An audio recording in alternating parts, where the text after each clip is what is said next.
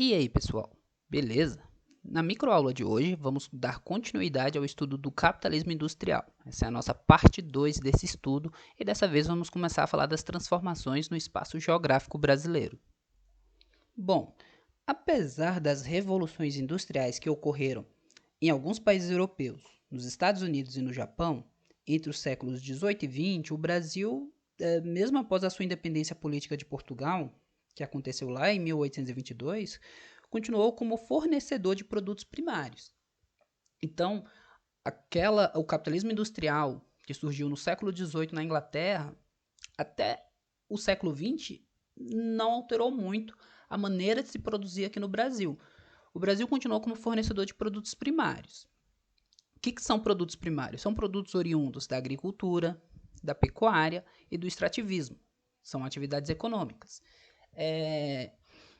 Produtos primários, então, eles são aqueles produtos que na atividade econômica do qual eles são produzidos, eles não sofrem grandes alterações. Por exemplo, a agricultura, a gente pode ter a agricultura de laranjas, e aí vai se obter o produto laranja. A laranja é um produto primário. Porém, a partir do momento que se vende um suco de laranja, o suco de laranja já é um produto secundário. O produto secundário ele não é encontrado na natureza, pois ele é transformado de uma matéria-prima que vem da natureza. Na pecuária, a gente tem a produção da carne, né, por meio da criação de gado, de porcos, né, suínos, ovelhas. E o extrativismo, ele é similar, ele é parecido com a agricultura. Só que na agricultura, o trabalhador vai lá, trabalha o campo, né, prepara a terra, planta, né, planta lá a semente, faz todo o processo para que a planta cresça saudável para colher os frutos depois. O extrativismo não. Nele vai ser extraído aquilo que já está lá na natureza. O processo, por exemplo, das buscas pelas drogas do sertão é um processo de extrativismo, porque aquelas plantas, né, a castanha, os produtos oriundos das drogas do sertão, eles já estavam lá na natureza. Então elas foram extraídas, daí o nome extrativismo.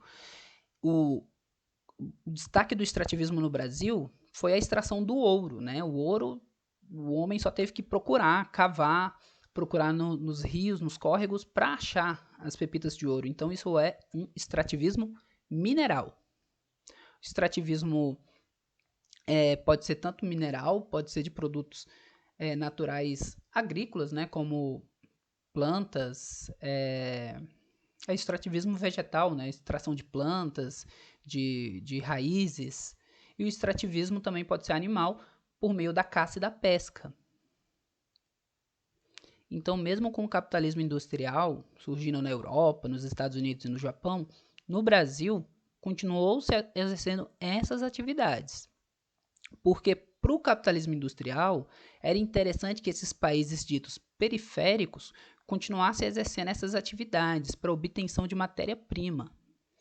Então, os países como o Brasil, eles iam permanecer como fornecedores de gêneros alimentícios, a baixo preço, né? Garantindo aí baixo custo da mão de obra operária lá para a Europa, que ia beneficiar os donos dessas indústrias. Então, periférico eram conhecidos os países que não estavam se industrializando, aqueles que não eram industrializados, mas os fornecedores de matéria-prima. Matéria-prima que iam ser utilizada pela indústria para fazer produtos secundários, mercadorias, e também para alimentar esses países, já que o foco deles estava na atividade industrial e não nessas três aqui. Nesse período, os principais produtos que o Brasil fornecia para a Europa era o café e a cana-de-açúcar. Então, esses eram os principais produtos e eram os principais responsáveis pelas mudanças no espaço geográfico brasileiro. Obviamente, não eram os únicos, como vocês podem perceber aqui pelo mapa, existem outros diversos produtos, né, diversas atividades econômicas que eram exercidas no nosso país. A gente vai ter aqui, por exemplo, a pecuária, né, o algodão, enfim, diversos outros produtos. Então, pessoal, para resumir, o que a gente viu na aula de hoje aqui é que no início do século XX, o Brasil ainda não havia se industrializado. Início do século XX é a partir de 1901. Então, até lá, o Brasil ainda não havia se industrializado. Os espaços geográficos mais dinâmicos do país, ou seja, onde tinham ali mais transformação, e onde tinha uma maior concentração populacional estavam localizados em São Paulo e Rio de Janeiro, por conta do café, né, da cafeicultura, e em Pernambuco e no litoral dos estados vizinhos, né, que Pernambuco e no litoral dos demais estados nordestinos, por conta da cana-de-açúcar. Então, eles continuaram sendo espaços fornecedores de produtos primários. Então, o Brasil ele não acompanha o capitalismo industrial quando esse surge lá no século XVIII, mas até o século XX ele permanece como um país periférico, produtor de produtos primários. Beleza? Então, na próxima aula a gente vai para a nossa parte 3 sobre o capitalismo industrial.